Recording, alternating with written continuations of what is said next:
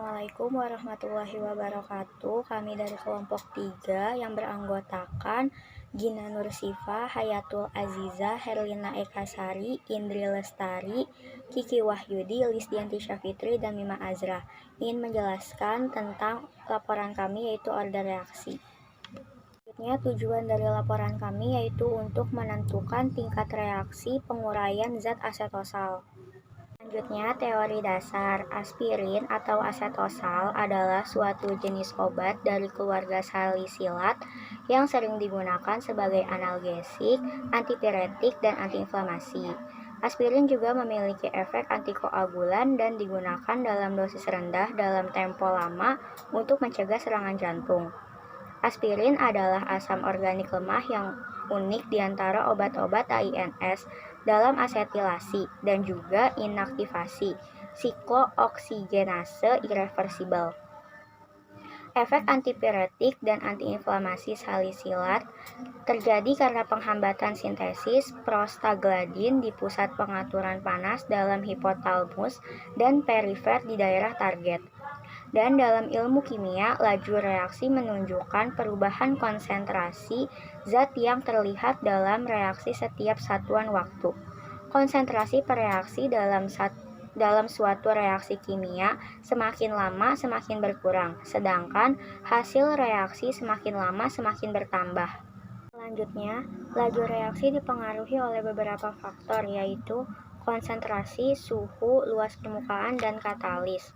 Konsentrasi adalah banyaknya zat terlarut di dalam sejumlah pelarut. Semakin banyak zat terlarut, maka akan semakin besar pula konsentrasi larutan. Suatu larutan dengan konsentrasi tinggi mengandung partikel yang lebih banyak jika dibandingkan dengan larutan dengan konsentrasi yang lebih rendah. Pada konsentrasi tinggi memungkinkan tumbukan yang terjadi akan lebih banyak, sehingga membuka peluang semakin banyak tumbukan efektif yang menyebabkan laju reaksi menjadi lebih cepat. Akibatnya, hasil reaksi akan lebih cepat terbentuk. Peningkatan suhu meningkatkan fraksi molekul yang memiliki energi melebihi energi aktivasi.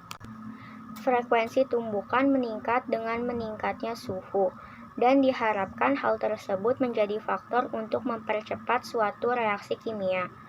Luas permukaan memiliki peranan yang penting dalam laju reaksi. Apabila semakin kecil luas permukaan, maka semakin kecil tumbukan yang terjadi antar partikel, sehingga laju reaksi semakin lambat. Begitupun sebaliknya, karakteristik kepingan yang direaksikan juga turut berpengaruh, yaitu semakin halus kepingan itu, maka semakin cepat waktu yang dibutuhkan untuk bereaksi. Katalis ialah zat yang mengambil bagian dalam reaksi kimia dan mempercepatnya, tetapi ia sendiri tidak mengalami perubahan kimia yang permanen. Jadi, katalis tidak muncul dalam persamaan kimia secara keseluruhan, tetapi kehadirannya sangat mempengaruhi hukum laju, memodifikasi, dan mempercepat lintasan yang ada, atau lazimnya membuat lintasan yang sama sekali baru bagi kelangsungan reaksi.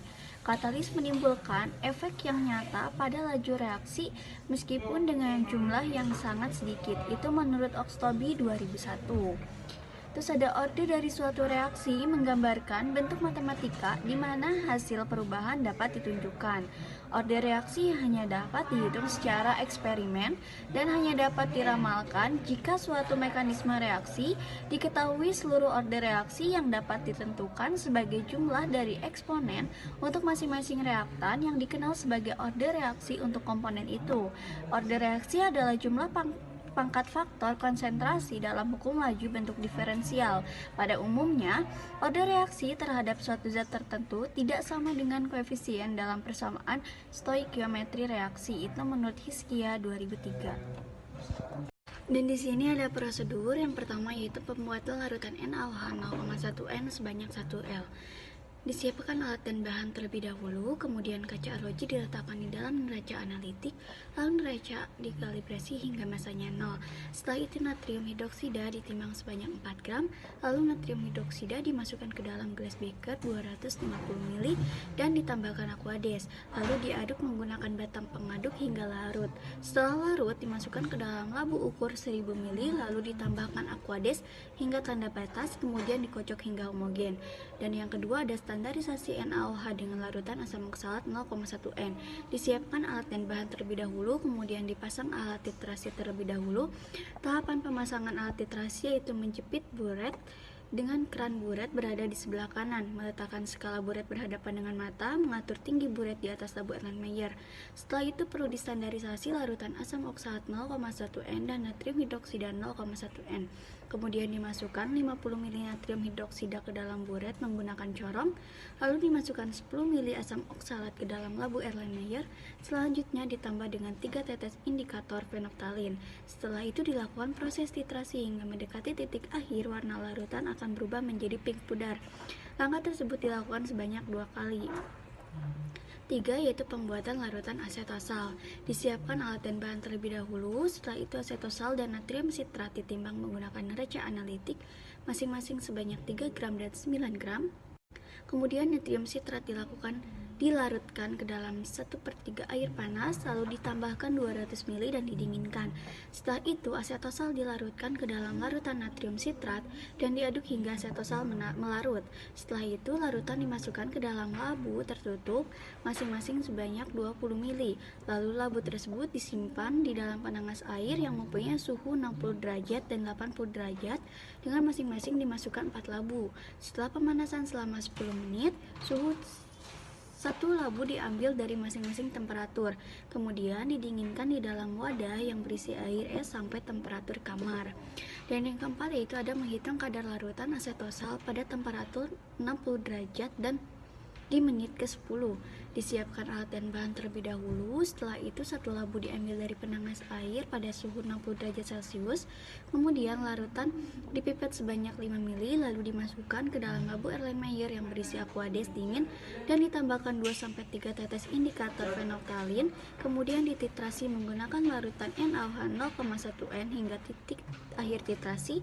Setelah itu dihitung energi aktivasi dengan menggunakan persamaan Arrhenius. Kemudian setelah itu di menit 40, 70, dan 100 dengan prosedur yang sama dan dilakukan pada suhu 80 derajat pada menit ke 20, 40, 70, dan 100 pada prosedur yang sama pula. Selanjutnya ada perhitungan dan data pengamatan. Yang pertama itu kita mencari massa NaOH dengan asam oksalat. Untuk mencari massa NaOH dengan konsentrasi 0,1 menggunakan rumus N sama dengan gram per mr dikali 1000 per volume dikali Eki. Nah, di sini diketahui mr-nya 40, volumenya 1000 dan Eki-nya 1 sehingga didapat hasilnya 4 gram. Untuk mencari massa asam oksalat pun sama caranya.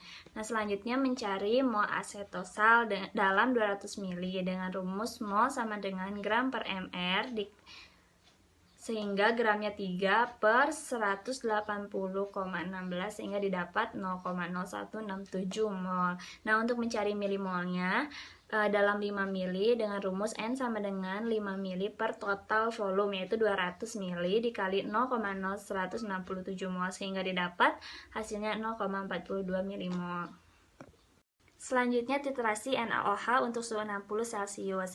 Nah, volume rata-ratanya didapat yaitu 10,1 ml. Nah, untuk pengencerannya menggunakan rumus V1 dikali N1 sama dengan V2 dikali N2. Nah, V1-nya 10,1 ml dikali N1 sama dengan V2-nya 10 ml dikali N2-nya 0,1 sehingga N1-nya didapat 0,099 N. Untuk titrasi NaOH suhu 80 Celcius itu caranya sama. Selanjutnya hasil konsentrasi asetosal pada suhu 60 Celcius pada waktu ke-10 menit, volume rata-rata NaOH yang dipakai yaitu 32,67 ml. Konsentrasi asetosal dengan rumus V1 dikali N1 sama dengan V2 dikali N2. N1-nya didapat yaitu 0,646 N. Nah, untuk waktu seterusnya cara perhitungannya sama seperti pada waktu ke 10 menit. Mencari nilai CT pada suhu 60 Celcius. Nah, di sini terdapat tabel hasil nilai CT pada suhu 60 Celcius. Pada waktu 10 menit, perhitungan nilai CT dengan rumus CT sama dengan 0,42 milimol dikurangi konsentrasi asetosol dikali volume NaOH dikurangi 0,42 milimol dibagi 5 mili, sehingga didapat hasilnya min 4,053 N. Nah, untuk perhitungan ke 40 menit dan seterusnya, cara perhitungannya sama seperti pada waktu 10 menit. Selanjutnya, untuk titrasi asetosal pada suhu 80 derajat Celcius. Di sini ada tertera tabel ketiga, yaitu hasil konsentrasi asetosal pada suhu 80 derajat Celcius. Pada waktu 10 menit, volume NaOH yang dipakai pada titrasi pertama sama dengan 33,2 ml, titrasi kedua 31,5 ml, titrasi ketiga 28,9 ml. Volume rata-rata yang dipakai yaitu 31,2 ml. Untuk perhitungan konsentrasi asetosalnya yaitu V1 dikali N1 sama dengan V2 dikali N2. Dengan V1-nya 5 ml dikali N1 yang ditanyakan sama dengan V2 yaitu 31,2 ml dikali N2 yaitu 0,09 N. Dengan hasil yang didapat 0,562 N. Cara perhitungan untuk menit yang selanjutnya itu sama seperti pada menit ke-10 dan tertera pada slide. Selanjutnya pada tabel 4 yaitu hasil nilai CT pada suhu 80 derajat Celcius. Untuk menit ke-10, perhitungan nilai CT pada suhu 80 derajat Celcius yaitu CT sama dengan 0,42 milimol dikurangi 0,562 dikali 31,2 dikurangi 0,42 milimol dibagi 5 ml. Dengan hasil yang didapat yaitu negatif 3,339 N. Cara perhitungan pada menit selanjutnya itu sama dengan menit ke-10 dan tertera pada slide. Selanjutnya itu pada orde 0. Waktu 10 menit, konsentrasi CT pada suhu 60 derajat Celcius menghasilkan negatif 4,053. Konsentrasi CT pada 80 derajat Celcius menghasilkan nilai negatif 3,339. Untuk nilai K pada suhu 60 derajat Celcius diketahui perhitungannya yaitu K sama dengan CO dikurangi CT dibagi T, yaitu K sama dengan CO diketahui 0,42 dikurangi CT-nya sama dengan negatif 4,083 dibagi dengan T yaitu 10, menghasilkan 0,4473. Dan nilai K pada suhu 80 derajat Celcius diketahui caranya yaitu K sama dengan CO dikurangi CT per T. Untuk CO yaitu 0,42 dikurangi CT yaitu negatif 3,339 dibagi T yaitu 10, dengan hasil 0,3759. Untuk cara perhitungan pada menit selanjutnya yaitu sama dengan pada menit 10 dan tertera pada slide. Selanjutnya pada orde 2. Pada waktu 10 menit, konsentrasi pada suhu 60 derajat Celcius yaitu negatif 0,247. Untuk konsentrasi pada 80 derajat Celcius yaitu 0,299. Untuk nilai K pada suhu 60 derajat Celcius diketahui caranya yaitu K sama dengan 1 dibagi CO dikali T dikali CO dikurangi CT per CT. K sama dengan 1 dibagi 0,42 dikali 10 dikali 0,42 dikurangi negatif 4,053 dibagi negatif 4,053 menghasilkan negatif 0,2628. Untuk K pada suhu 80 derajat Celcius diketahui caranya, yaitu K sama dengan 1 per CO dikali T dikali CO dikurangi CT per CT. K sama dengan 1 dibagi 0,42 dikali 10 dikali 0,42 dikurangi negatif 3,339 dibagi negatif 3,339 menghasilkan negatif 0,2680. Cara perhitungan pada menit selanjutnya itu sama seperti pada menit ke-10 dan tertera pada slide. Grafik 1. Hasil grafik suhu 60 derajat Celcius pada ordinal konsentrasi CT yang didapatkan dalam waktu ke-10 menit dalam suhu 60 derajat Celcius adalah minus 4,053 dengan konsentrasi K 0,4474.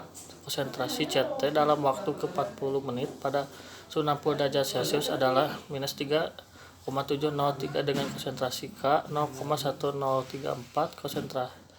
Konsentrasi CT dalam waktu ke-70 menit pada suhu 60 derajat Celcius adalah minus 3,328 dengan konsentrasi K 0,0535. Konsentrasi CT dalam waktu ke-100 menit pada suhu 60 derajat Celcius adalah minus 4,354 dengan konsentrasi 0,0477. Pada grafik 2, hasil grafik suhu 60 derajat Celcius pada orde 2 konsentrasi yang di dalamnya dalam waktu 10 menit dalam suhu 60 derajat Celcius adalah minus 0,247 dengan konsentrasi K minus 0,2628. Konsentrasi 1 CT dalam waktu ke 40 menit pada suhu 60 derajat Celcius adalah minus 0,270 dengan konsentrasi K 0,0662. Konsentrasi 1 CT dalam waktu ke 70 menit pada suhu 60 derajat Celcius adalah minus 0,300 dengan konsentrasi K 0,03383. Konsentrasi 1 TC dalam waktu ke 100 menit pada suhu 60 derajat adalah minus 0,229 dengan konsentrasi K 0,2609. Grafik 3. Hasil grafik suhu 80 derajat Celcius pada ordinal konsentrasi CT yang didapat dalam waktu ke 10 menit dalam suhu 80 derajat Celcius adalah minus 3,339 dengan konsentrasi 0,3759. Konsentrasi dalam waktu ke 40 menit pada suhu 80 derajat Celcius adalah 0,0898. Konsentrasi dalam waktu ke 70 menit pada suhu 80 derajat Celcius adalah 0,0363 dengan konsentrasi 0,0497. Konsentrasi dalam waktu ke 100 menit pada suhu 80 derajat Celcius adalah minus 3,518 dengan konsentrasi 0,0394. Grafik 4. Hasil grafik suhu 80 derajat Celcius pada orde 2 konsentrasi 1 CT yang di dalam waktu ke 10 menit dalam suhu 80 derajat Celcius adalah 0,299 dengan konsentrasi K minus 0,2880. Konsentrasi 1 CT atau CT dalam waktu ke 40 menit pada suhu 80 derajat Celcius adalah minus 0,315 dengan konsentrasi 0,0674. Konsentrasi 1 CT dalam waktu ke-70 pada suhu 80 derajat adalah 0,26 dengan konsentrasi K 0,0387. Konsentrasi 1 CT dalam waktu ke-100 pada suhu 80 derajat adalah 0,284 dengan konsentrasi K minus 0,266. Selanjutnya pembahasan. Pada praktikum kali ini melakukan percobaan order reaksi. Order reaksi merupakan pangkat dari konsentrasi komponen itu dalam hukum laju. Order reaksi merupakan bagian dari persamaan laju reaksi. Penentuan order reaksi tidak dapat diturunkan dari persamaan reaksi, tetapi hanya dapat ditentukan berdasarkan eksperimen dengan menggunakan sederet konsentrasi reaksi. Tujuan percobaan ini yaitu untuk menentukan tingkat reaksi penguraian zat asetosal. Langkah awal, siapkan alat dan bahan, lalu membuat larutan natrium hidroksida 0,1 N sebanyak 1 liter. Kemudian dilakukan standarisasi larutan natrium hidroksida 0,1 N dengan larutan asam oksalat 0,1 N. Larutan natrium hidroksida harus distandarisasi terlebih dahulu, karena larutan tersebut merupakan larutan standar sekunder yang tidak stabil dalam penyimpanannya, karena bersifat higroskopis sehingga mudah menarik uap air dari udara, dan juga mudah bereaksi dengan karbon dioksida dalam udara. Maka dari itu harus distandarisasi terlebih dahulu dengan asam oksalat yang merupakan larutan baku primer. Dalam melakukan titrasi digunakan larutan asam klorida yang bertindak sebagai larutan standar larutan asetosal dengan menimbang seksama 3 gram asetosal dan 9 gram natrium sitrat. Kemudian dilarutkan natrium sitrat dalam 1/3 air panas, lalu ditambahkan 200 ml lalu didinginkan. Setelah itu dilarutkan asetosal dalam larutan natrium sitrat. Kemudian diaduk hingga asetosal melarut. Aspirin dibuat dengan mereaksikan asam salisilat dengan anhidra. Asam asetat menggunakan katalis asam sulfat pekat sebagai zat penghidrasi. Asam salisilat adalah asam bifungsional yang mengandung 2 gugus OH dengan COOH. Karena asam salisilat ini dapat mengalami 2 jenis reaksi yang berbeda. Anhidrida asam karboksilat dibentuk lewat kondensasi 2 molekul asam karboksilat. Selanjutnya dimasukkan 20 ml larutan ke dalam 8 buah tabung atau labu tertutup. Simpan labu-labu tersebut ke dalam oven atau penangas air yang mempunyai suhu 60 derajat Celcius dan 80 derajat Celcius. Masing-masing 4 labu. Suhu merupakan salah satu faktor yang mempengaruhi laju reaksi. Jika suhu dinaikkan, laju reaksi pula akan semakin besar, karena kalori yang diberikan akan menambah energi kinetik partikel reaksi. Akibatnya, jumlah dari energi tumbukan bertambah besar. Begitupun sebaliknya. Setelah dipanaskan selama 10 menit, ambil 1 labu dari masing-masing temperatur. Lalu dinginkan dalam wadah yang berisi es sampai temperatur kamar. Kemudian pipet 5 ml lalu dimasukkan dalam labu titrasi yang berisi aquades dingin. Selanjutnya ditambahkan 2-3 tetes indikator fenolftalein lalu dititrasi dengan natrium hidroksida 0,1 N. Penambahan indikator fenolftalein untuk mengetahui titik akhir titrasi, yaitu titik di mana mol natrium hidroksida sama dengan mol asam oksalat, yang ditandai dengan perubahan warna larutan dari bening menjadi merah muda pudar. Perubahan warna yang dihasilkan menandakan bahwa titik ekuivalen sudah tercapai di mana mol pentiter natrium hidroksida sama dengan mol analit, sehingga warna tersebut adalah hasil dari reaksi antara natrium hidroksida dengan indikator. Setelah itu dilakukan kembali prosedur di atas pada waktu menit ke-40, 70, dan 100. Lalu dihitung energi aktivasi dengan menggunakan persamaan Arrhenius. Kemudian tentukan harga K pada temperatur kamar. Selanjutnya dihitung waktu paruh dan waktu kadaluarsa pada temperatur kamar. Pada data di atas dijelaskan bahwa pada titrasi natrium hidroksida dalam suhu 60 derajat Celcius mendapatkan volume rata-rata 10,1 ml dengan pengenceran 0,099 N. Titrasi asetosal pada suhu 60 derajat Celcius pada waktu ke-10 menit mendapatkan volume rata-rata 32,67 ml dengan konsentrasi 0,646 N. Pada waktu ke-40 menit mendapatkan volume rata-rata 31,27 ml dengan konsentrasi 0,099 N. Pada waktu ke-70 menit mendapatkan volume rata-rata 29,37 ml dengan konsentrasi 0,588 N. Dan pada waktu ke-100 menit mendapatkan volume rata-rata 33,8 ml dengan konsentrasi 0,669 N. Pada hasil yang didapat asetosal dalam 200 ml yaitu 0,0167 ml, sedangkan dalam asetosal 5 ml yaitu 0,42 mol.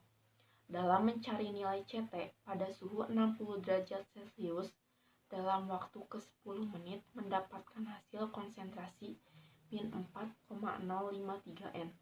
Pada waktu ke-40 menit min 3,703 N. Pada waktu ke-70 menit min 3,328 N. Dan pada waktu ke-100 menit min 4,354 N.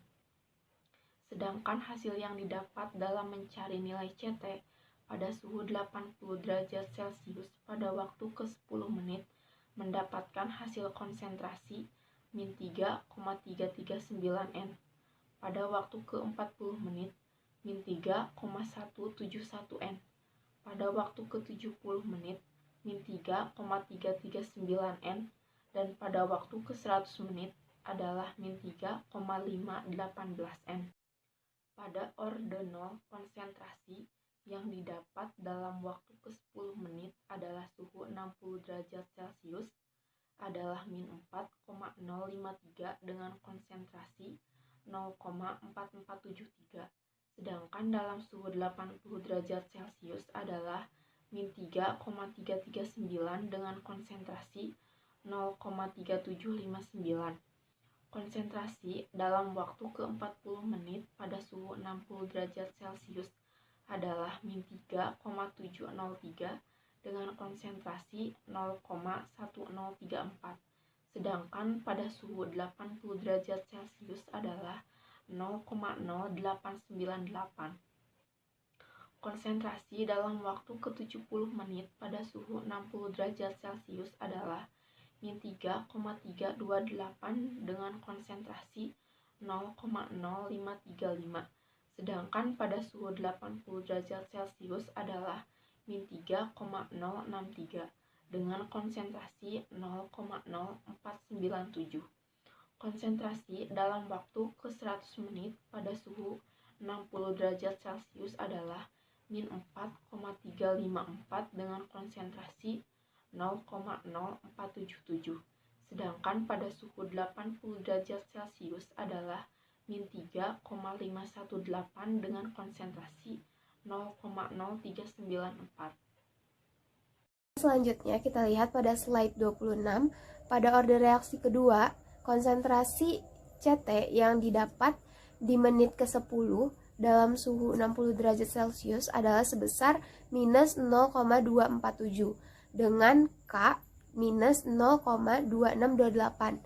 Sedangkan dalam suhu 28 derajat Celcius kita dapatkan konsentrasi sebesar minus 0,299 dan K sebesar minus 0,2680. Kemudian pada menit ke-40 kita dapatkan konsentrasi sebesar minus 0,270 untuk suhu 60 derajat Celcius dan K sebesar minus 0,0662. Sedangkan pada suhu 80 derajat Celcius kita dapatkan konsentrasi sebesar 0,315 dengan K sebesar minus 0,0674. Lalu pada menit ke-70 kita dapatkan konsentrasi sebesar minus 0,300 untuk suhu 60 derajat dengan K sebesar minus 0,0383. Sedangkan pada suhu 80 derajat Celcius kita dapatkan konsentrasi CT sebesar minus 0,326 dengan K sebesar minus 0,0387.